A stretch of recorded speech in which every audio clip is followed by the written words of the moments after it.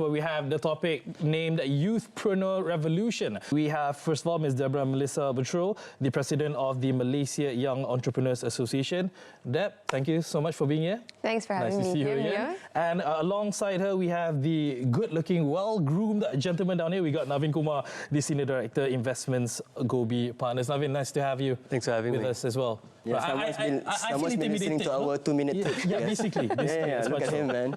All right. So let's just jump to the topic at hand, because when we talk about the entrepreneurs, when we talk about the young entrepreneurs being active at the ASEAN level, because again, normally we look at it at the local level, at the at a minuscule level, but the fact that we need to make sure that all these young entrepreneurs being lifted and given enough opportunities for them to rise to a level in which they can really shine. So in light of the recent ASEAN Summit's focus on digital economy integration, how can young entrepreneurs leverage regional digital policy to scale their businesses across borders? And this is not as simple as it may be, DEBORAH.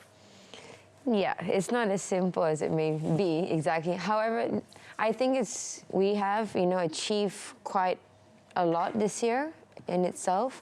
And mainly, obviously, in the ASEAN digital framework, right? Mm-hmm. But in order for this to really function and be a regional thing and be useful and advantage to the young or the youth, right, for example, we also need to ensure that our entrepreneurs, our young entrepreneurs, are ready for it, are ready to know how to use this framework and these, facilities and all this trade and everything. So we do always have to also go back to the core. Are our young entrepreneurs, do they have digital literacy? Are they well knowledgeable about AI?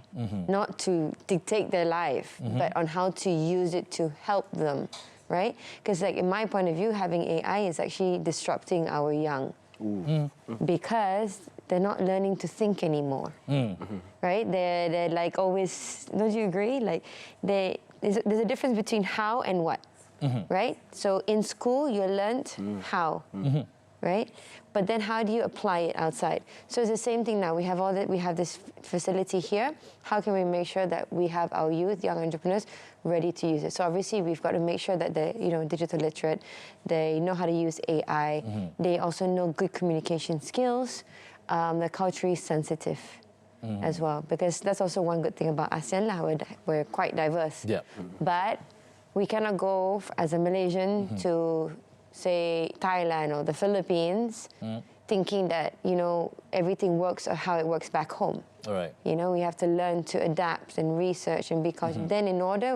Then this will actually be very successful, because it really help the young entrepreneurs to expand regionally easier and cheaper. All right. Yeah. It is actually true, because it's not a one-size-fits-all. Everything needs to be tailor-made in regards of different demographics, different cultures, different mindsets altogether, isn't it? Yeah, it's very interesting, because you are also the president of MAYA, the Malaysian Young Entrepreneurs Association. So obviously you have quite a close contact with all of these young entrepreneurs.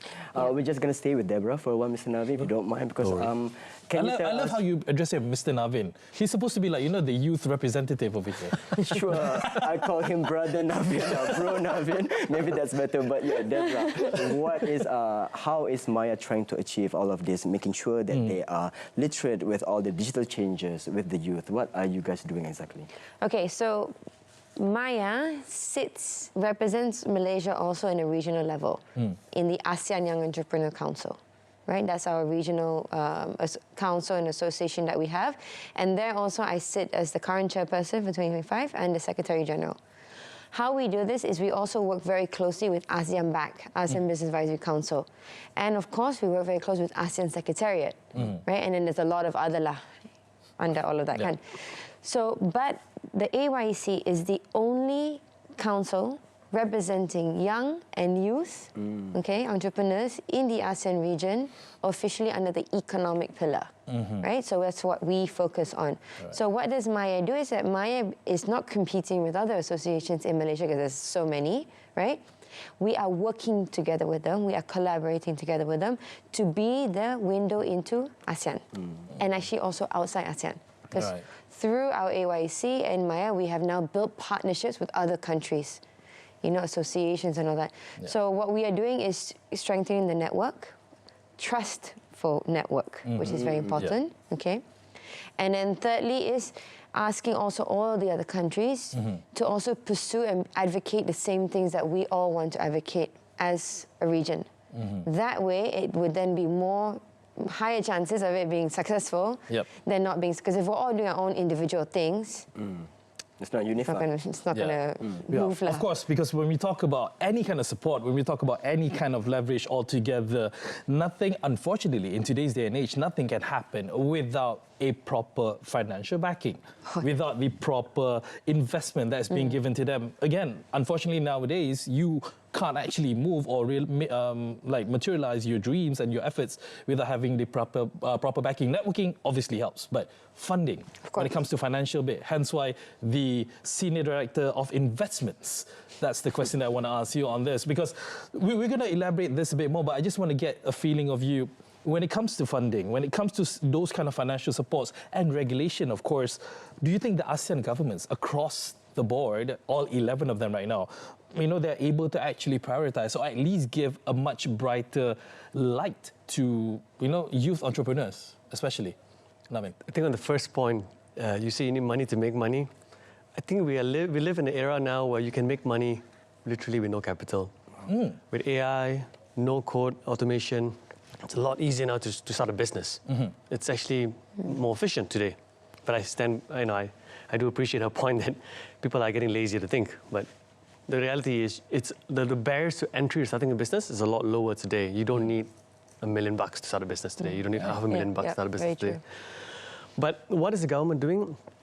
I think across the region, each government are pushing their own initiatives, be it grant support, visa support, infrastructure support, in fact, even networking events with their respective GLTs and collaboration programs. All right. Speaking about the collaboration, I just want to stop you right there because we do want to hear more about this because, again, this is what excites us because this is the kind of support that a lot of people, a lot of entrepreneurs, a lot of youngsters out there would really want to know, but we're going to take a short break right now. We're going to come back with two of our distinguished guests who's going to be talking very proper about our topic today of the Youthpreneur revolution. Do not go anywhere. See you guys later.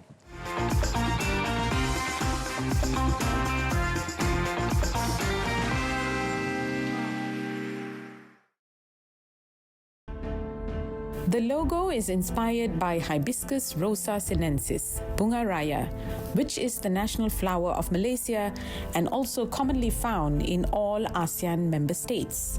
The flower symbolizes cultural richness, unity, and identity of the region. The colors used in the logo, blue, red, yellow, and white, represent the main colors of the flags of all ASEAN member states.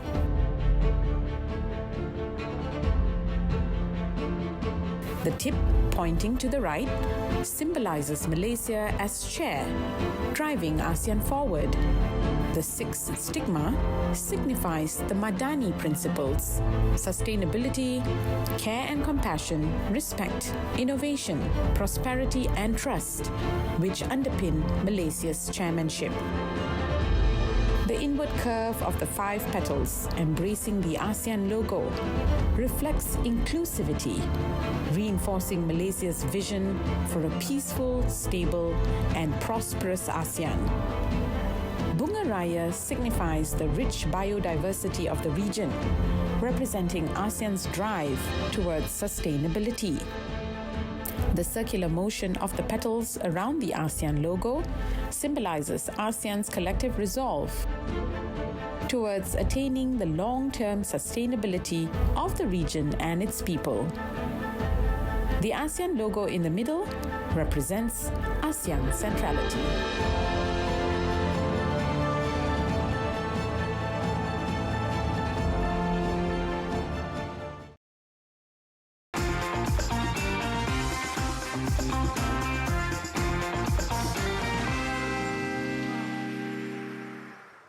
All right, welcome back to the show, and thank you for still tuning in with us. Of course, we are still in the midst of our Youthpreneur Revolution discussion, and we are very, very happy to have two of our guests here, and we are in the midst of a question just now. Yeah, exactly, because we were talking about investments in regards of the support, financial support as well, in regards of collaboration, and Mr. NAVVIN, I just want to go Mr. once again. NAVVIN, you were explaining to us again. I can remove the jacket if it's too formal for you. It's not necessary. So you were mentioning, I mean, again, in regards to investment, you don't really need capital to start things off in regards of, your startups and whatnot. But again, it's not just dependent on financial support. You do need your networks and your collaborations as well. You were saying? Yeah, no. Well, the first part is starting a business today requires less capital as it needed before. Sure. That being said, if you're starting a manufacturing plant, different story. Of course. Right? But you need your network and your connections to grow. You cannot be an island. And in fact, if you're going to do a business, you want to be successful, you want to build a unicorn, you cannot be a single market business. You need to grow ASEAN. ASEAN scale beats domestic scale, hands down. The problem is, ASEAN is not a monolith. Every country, like you rightfully put, is different. Different cultures, different infrastructures, different trust requirements, right? And that's why organizations like AYEC, Maya, and also networking programs help you connect across the region. And the idea here is, warm doors are better than cold emails. All right. All right. Very, very interesting indeed. Yeah, of course. And I think you have met some of these entrepreneurs, and you have actually helped them to grow into the ASEAN region. But some people might be asking, why do we need this framework in the first place? Maybe you can tell us what are exactly the challenges of expanding your business into the ASEAN region, and from the perspective of Malaysian entrepreneurs, especially the young ones. Okay, very simple. I go to Indonesia, I want to open up a company. It's not easy. Nope. Right? I have to find an Indonesian partner. Yep. Okay? I have to put in a certain amount of capital. And I will lose main ownership of the company in Indonesia lah. Kan? So is it really worth to open up there or not? So also it would depend on what type of business you're running, right? Same thing, Singapore actually is a bit easier. Thailand also. So what these frameworks and then these free trade agreements and all these things actually create is they are meant to facilitate us so that it's easier for us to expand our businesses regionally. All right. Right? Because, like for example, now with this the digital framework, they have the free trade agreements. They are meant to assist us. Like when I want to go into another country, it should be easier for me to open up a business. Then also going to platforms like the AYEC and Maya and all that, that will help you to meet the right people in those countries. Because if I just walk into Indonesia, for example, or the Philippines, hey guys, what's up? I want to open my business here. You need more than just a big want to smile. open with me? Probably not. What's your name? Come lah, we do business together. Who Cannot, is she? you know what I mean? Because you got to develop, you got to build it out of trust, and you've got to have a relationship, and you've got to network and connect. And then of course I need him because then I need some funding lah to come in, to fund into my business, right? So we all work together. It's an ecosystem, right? Yeah. So these frameworks also, they're not exactly what we want now, unfortunately, because it does take time. Each country has their own rules and regulations, etc. Right? But it does give us a guide. Yeah. And if we don't have a guide, then it's going to be very difficult to go. And then you end up going through some company and maybe work, or maybe they take too much commission, So I think this just helps to create an overall regional law per se, and a guide. Yeah, being an investor, being in charge of investments, really. What are the strategies for localizing your products or service in different markets? What are the things that you're actually looking at? Maybe you can tell a bit to our fellow viewers, the youthpreneurs out there, something that they can buy into, or they can actually look into. Like, it may not be 100%, but at least it's something for them to go on with. That's a very hard question to answer. Because it's very different market by market. But really, before, if you're going to take a product or a service and localize in another market, a couple of factors to look at. Cultural, what is normal culturally, flavors, tastes, regulation. If you're a regulated business, you need to look at regulation compliance, and then how do you reach your customers? This is all very simplistic way of seeing it. But really, I think it goes back to DEBORAH's point. If you go to another market, a lot of times you need to have a local partner. You should have a local co-founder with you in those markets. it's a fallacy to think that you know everything. You may be a king in Jago Kampong, in your own kampong. You're doing very well, number one in your village. The moment you leave, Yeah. it's a different game altogether. And sometimes it's the best way to expand is actually to find the right partner in those markets to build it with you. To want someone who knows every single nook and cranny of that market and can help, and then you bring the product and the service and then you can build together. Again, it comes back to how you're going to get those partners. It's not that easy. Most people try. They go to a market, they meet someone, they get fascinated. Oh, wow, great.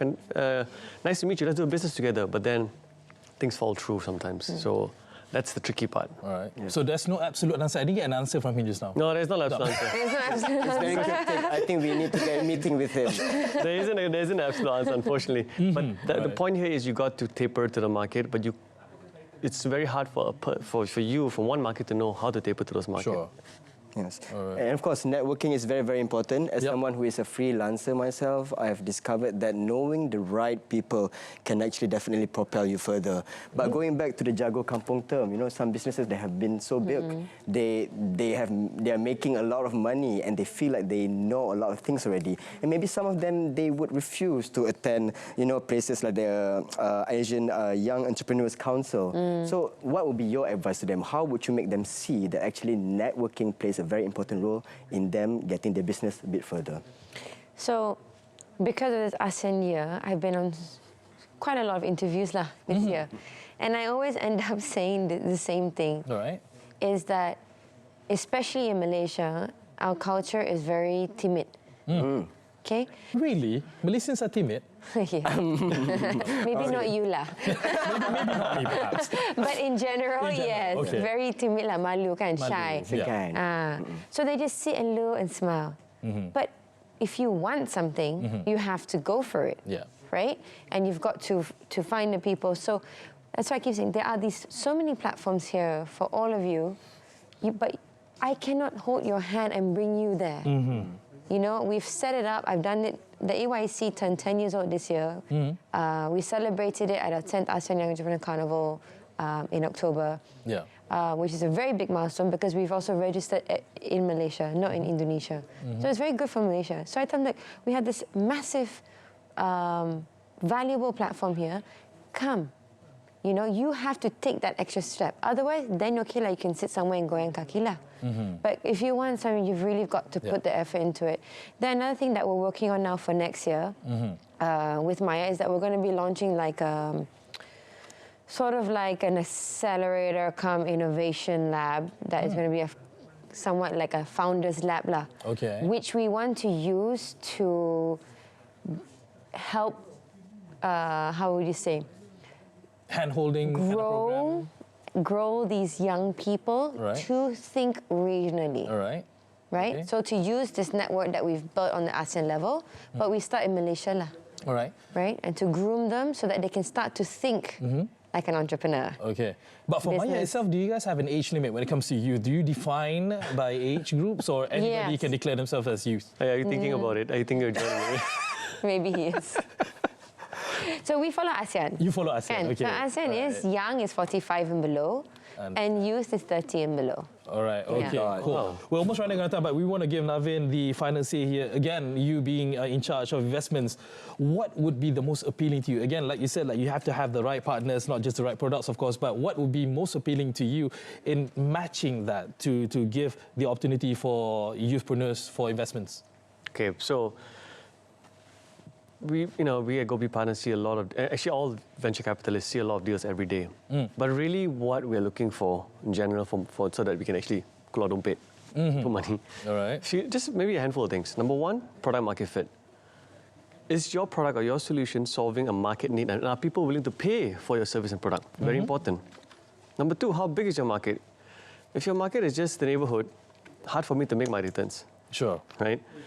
Number three, and this is something people underestimate, founder and product fit. Why you? What's so special about you as a founder? Oh, all right. Do you have a background in the space you're trying to solve? Do you have an advantage? Or, the answer has to be, you are the one to solve this problem. Yeah, because you're at the helm of it. You're at the helm of it. You're the right person. You have the right background, and you're the right personality to groom. Exactly. And the last one is, of course, proof and traction. I think when you come to venture capitalists, we tend to do a bit more later. Some do earlier. So proof and traction is quite important for us. Exactly. VCs, they look into everything. So you guys want to know more, learn about what VC is all about, learn about who NAVVIN is all about, and learn about Maya, actually, because, again, they are more than welcome to help you around if you guys do need help in regards of the entrepreneur space, especially when you're new. Thank you so much, Deborah. Thank you, NAVVIN, Thank you. for being here together with us. Again, unfortunately, we only had so little time. If these guys, we give them a platform, 3 days not enough. No, this show won't be enough. No, I think this show will not be enough, 3 unfortunately. episodes, something like that. So yes, Thank you so much, guys. Thank you very much for having us. All right.